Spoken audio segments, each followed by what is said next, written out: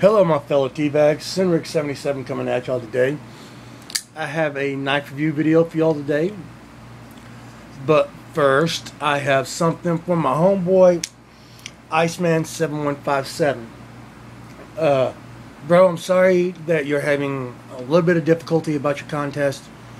Don't worry about it. Your first contest is always the hardest one, especially for being a small channel. You will get some more VRs, bro. Trust me, a lot of people at the last minute. I guarantee that if you announced that the contest will be ending tomorrow, you'll more than likely probably have about 4 or 5 VRs come in tonight. So that's just the way it goes. But what I wanted to do was show everybody this right here, especially Iceman. Open it up.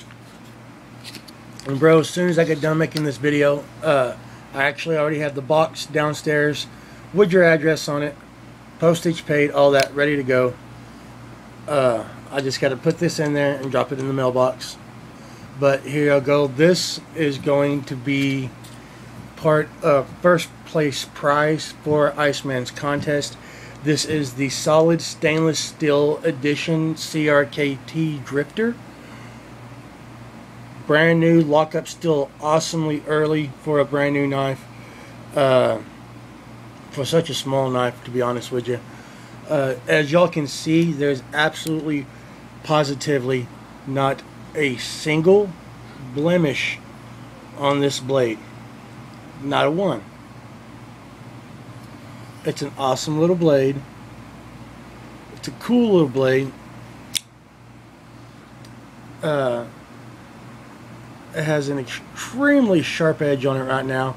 It has the edges in. It's not polished, but I got it shiny and I got it sharp. This is an awesome little blade. I do believe that I have a video on it. So, bro, here you go. Here's the box, catalog inside.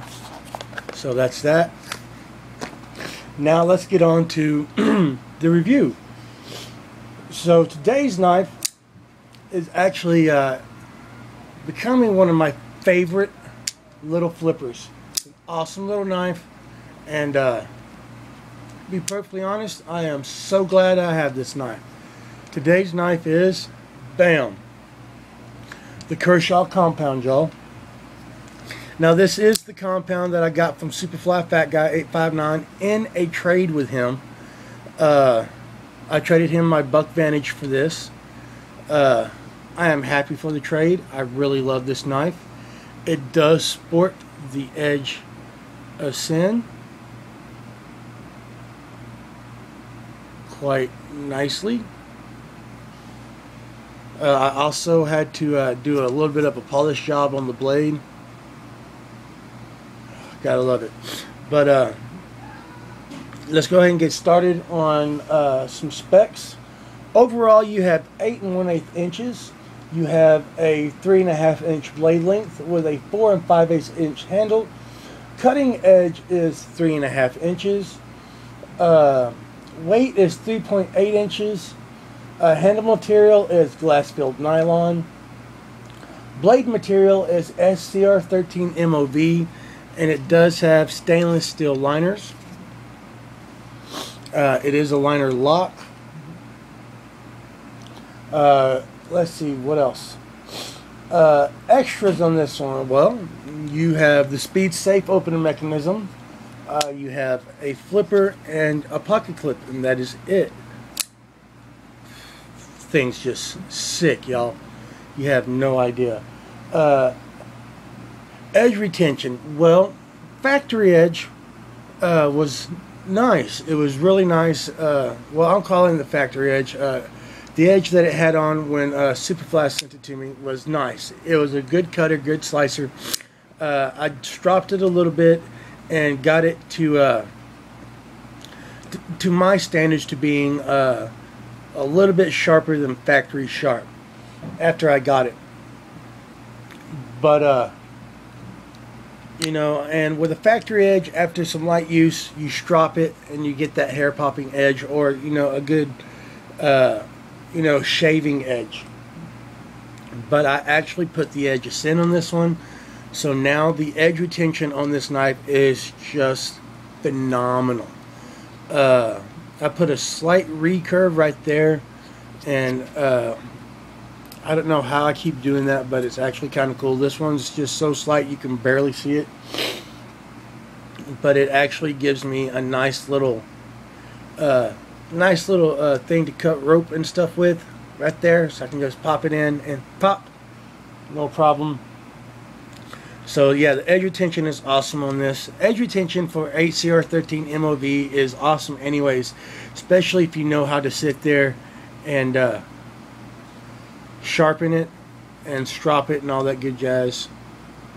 You see my Jolly Roger? See if I can't get that on this side. Barely. There we go. My Jolly Roger. Yeah, see, so yeah, edge retention is just awesome for 8CR13 MOB, always have been. Now, the ergos on this knife are just downright phenomenal. I have to say, Superfly said that this right here was a bit of a bother for him. I can see how that's I can see how that can be, but in a reverse grip, I cannot say that at all. To be honest, it feels a lot better, like it's meant to be in a reverse grip. To be honest, but yeah, so far, no matter how I grip this knife, saber grip, you know, standard grip, choked up on it. As you can see, you can easily choke up on this knife a lot with big hands.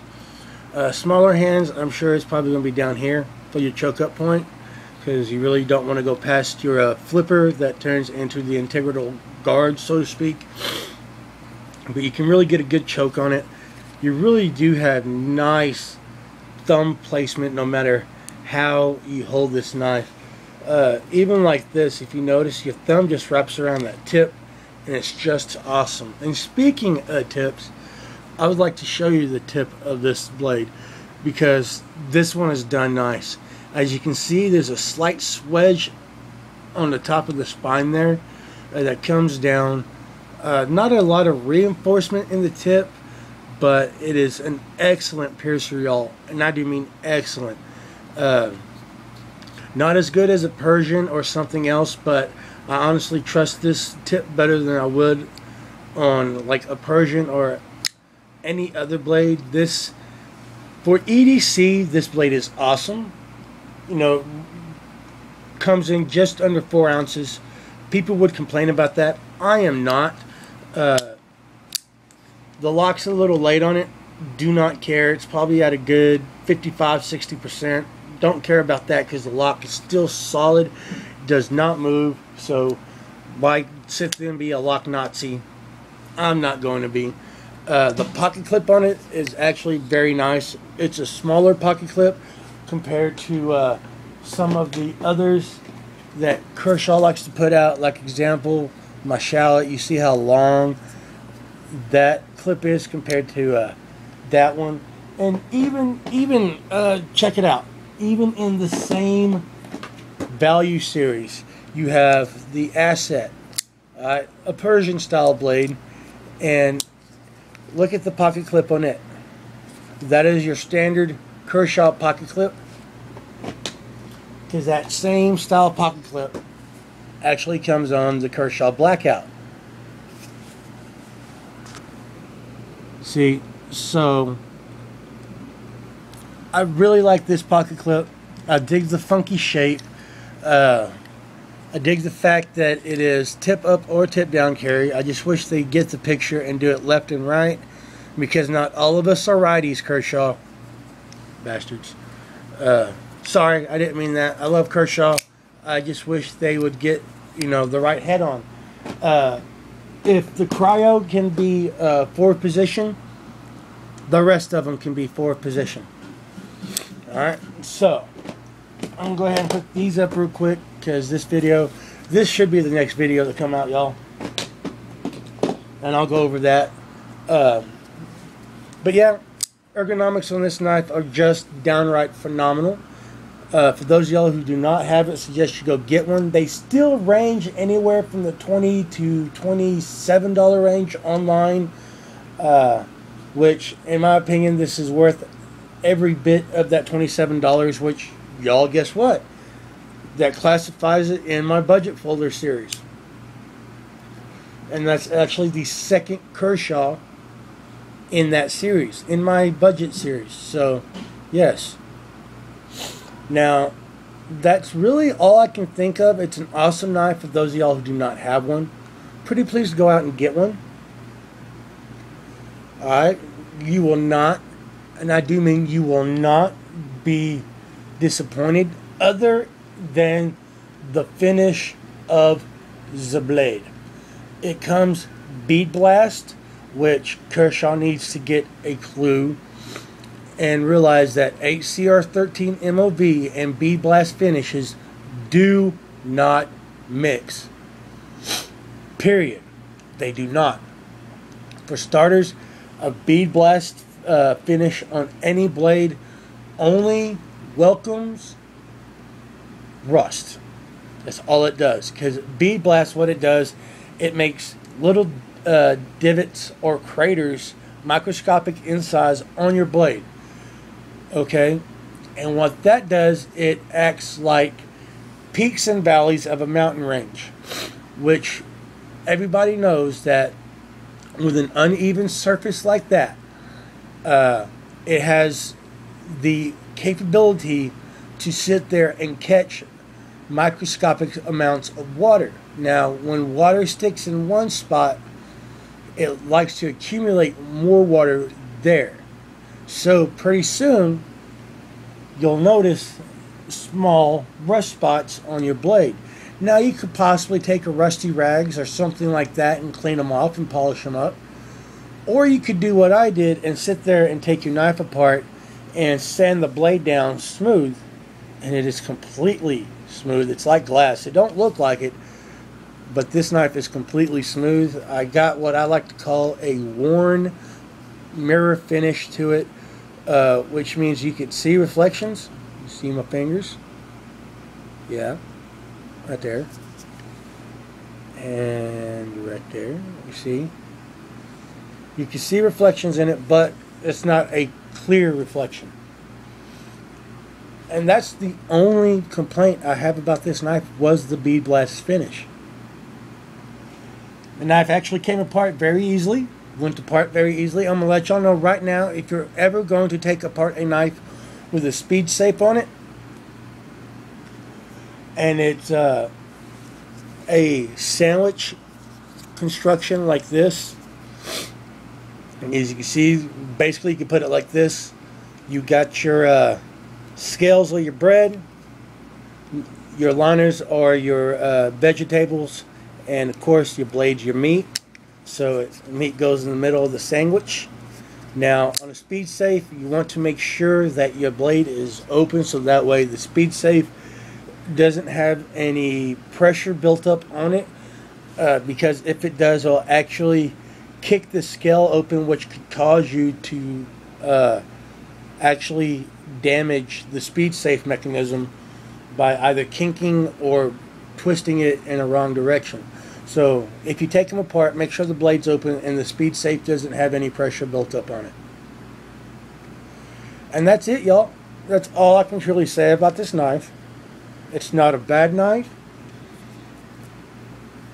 You know, it's not a bad knife at all. For those of y'all who do not have one, I suggest you go get one. Thank you very much for watching. Hope it has been entertaining as well as educational. Pretty please comment and subscribe. Keep your finger on the troll. Have a nice day, y'all.